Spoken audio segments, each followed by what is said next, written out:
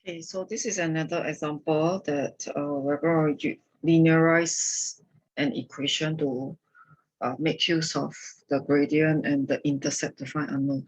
But in this situation, if you see the format, there is an unknown in the power. So this is an example that we should be doing a logarithm. And in this question, they didn't indicate what is the capital Y and what's the capital X. So they never indicate. So your job is to be aware that if there is something in the power, we got to be doing a logarithm. So most of the time we use common log. Okay, so between the choice of common log and natural log, okay, it will be easier if we stick to the common log. So for the first step, again, we need to reduce the equation. So the objective of reducing the equation is to get our axis and getting our gradient and intercept.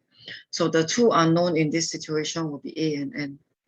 So these two unknowns should be hidden in the gradient and the intercept. So how are we going to do that? So we introduce LG on both sides. And after you introduce LG, please be aware that this is a multiplication and the power belongs to X. So you shouldn't bring the power down directly.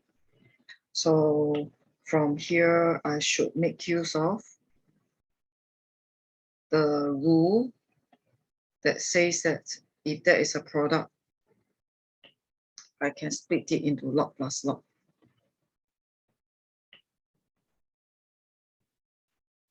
So I'm making use of this rule. Log of a product that will give me a log plus log. Okay, then this is the time that I can bring the power down.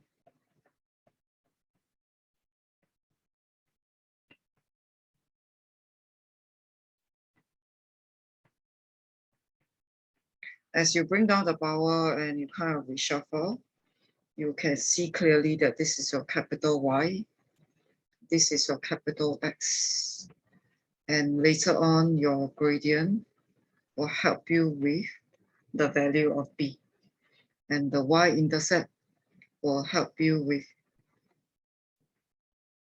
the value of A. It's a bit indirect. Later on, the Y-intercept is equivalent to log A, so you got to go through a little bit of log to eventually get the value of A. So, okay, right now we know what is our new axis already. So the next step, we got to get a new table. So my capital X is log X, my capital Y is log Y. So usually a log graph, it's not going to be very nice because as in like the table is not going to be very nice because you're going to punch a logarithm. So like for example, this is 3. I need to punch a log 3. So the answer is not so nice. And you may be wondering, so how many decimal places should I put? So I can try putting 3 decimal places. Later on, I'll see whether I'm able to plot 3 decimal places. If I couldn't, then I will plot 2 decimal places. So I got to log every single number here.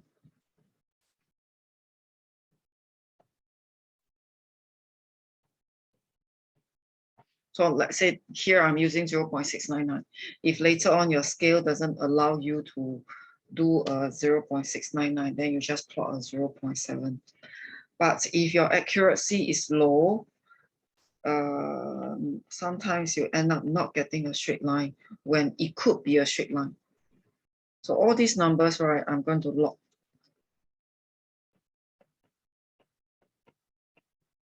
So all these numbers, I'm going to log. So there's a lot of punching calculators. And sometimes you might even punch wrongly. So log Y. So again, I got to log all the numbers there. Log 20.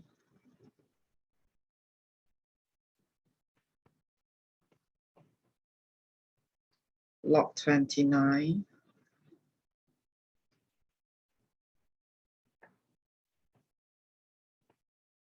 Okay, log 39. So because of all this, right, later on you got to decide your scale. It's actually not so easy because the numbers are not nice for you to plot.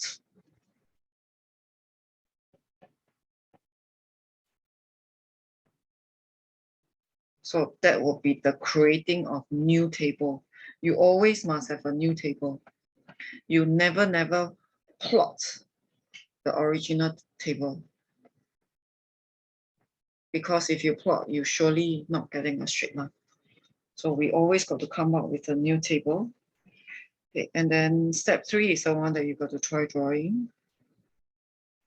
So you got to decide the scale a little bit. So in this case, right, okay.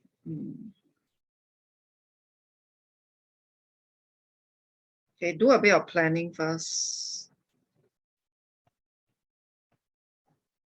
So if you look at all these, right, even though the numbers are a bit ugly, so you realize it's between 0 to 1. So maybe you can do it this way.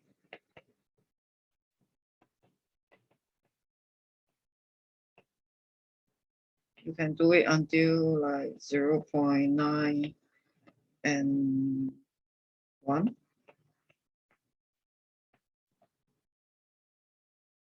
Okay, so you choose, you see how much your graphic will allow you. Can this be 2 centimeter or can this be 1 centimeter? So you choose something that your graphic will allow you. And then maybe for the Y part, everything is 1 point something. So that means if I'm going to plot, I will be plotting something like 0.5, 1, 1.5, 2. Okay, it looks very small here because my space is very limited. But then if you do it on your own, on your graph paper, right, just make sure that this one is more than 70% of the graph paper.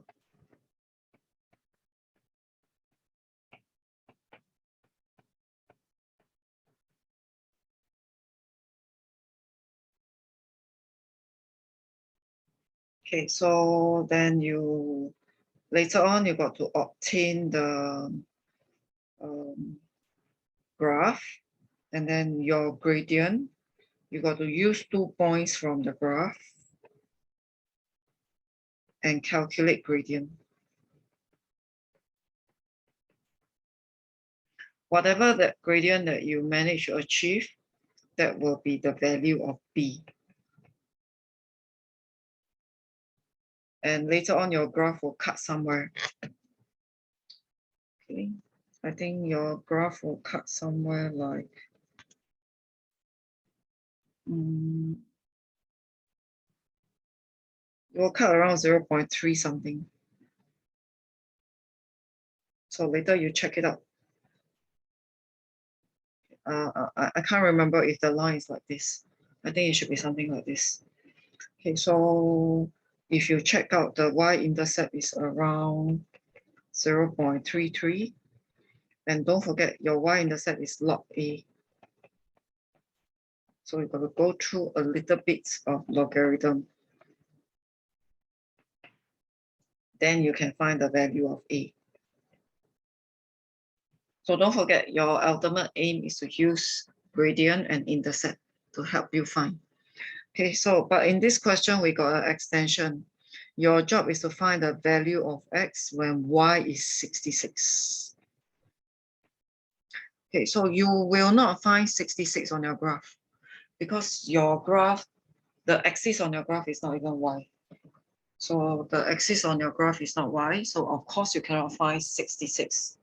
So what you actually need to do is you got to kind of convert it to log y. Convert it to the axis.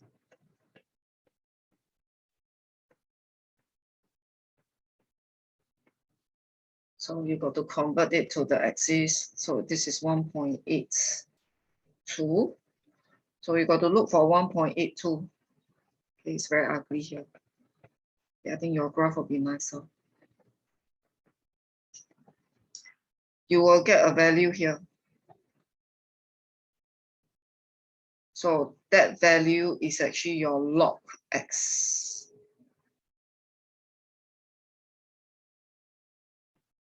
So I don't know what is the value. So again, you've got to find the corresponding x. You've got to do something like this. So right now, because your axis is not your usual xy axis, you cannot be reading it like your EMATH graph. So you actually got to convert a value into the axis. So you give it a try. This one may not be so easy, but this is still fall under basic. The extension part will be you will end up drawing two graphs. So for a linear law, sometimes you're required to draw two graphs, but you need to interpret your gradient and intercept of the graph. So there are some real world contexts which they put it into graph. But anyway, this one is a basic first. You might give it a try.